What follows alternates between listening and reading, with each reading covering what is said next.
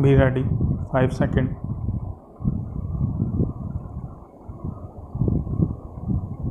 Start. In Mumbai, you have certain specific problem.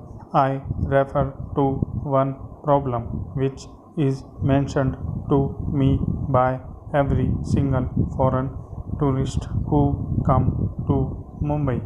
This is the entrance to the city. Now, this is something which I have mentioned to the Chief Minister on every drive into the city and at practical every public forum where I have spoken. And I think this is a matter which the citizens of Mumbai should take up on a large scale, whether it is the women's organization, whether it is the business community or anybody else. I think that if everybody acts together, it can be tackled. It is not a very large area, and I do not think the finances alone stand in the way. It is not only the image of Mumbai which is suffering, but Mumbai being one of the important gateways to India, it is the image of India which suffers thereby. You have, Mr. President, mentioned in your address the present policy of the government, which is to encourage new entrepreneurship and talent.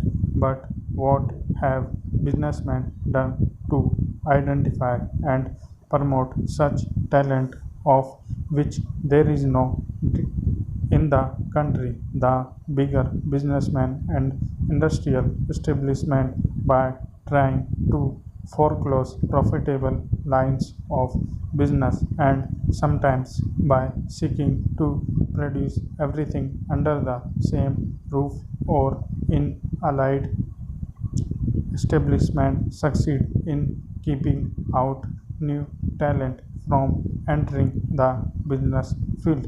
Associations such as yours and others, chambers of commerce, should draw up concrete scheme to foster new entrepreneurship and talent. One suggestion which was made at the last meeting of the custodians of the nationalized bank was that some of the senior and professionally qualified executives in bigger establishment who have the necessary skill could step out and start small scale enterprises to provide employment to young engineers and other technical personnels. There will of course get all help from the financial institution. In the public sector, businessmen association could also play an important and more active part in encouraging businessmen and industrialists in the industrial backward area.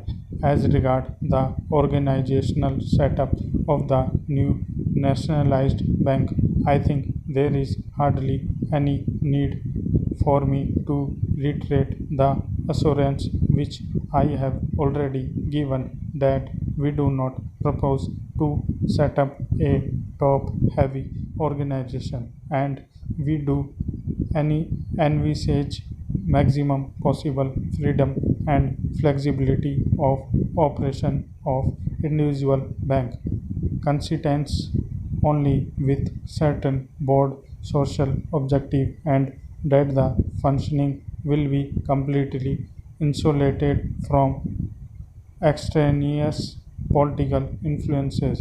But we do not envisage that the bank should function as an active instrument for the further economic and social objective.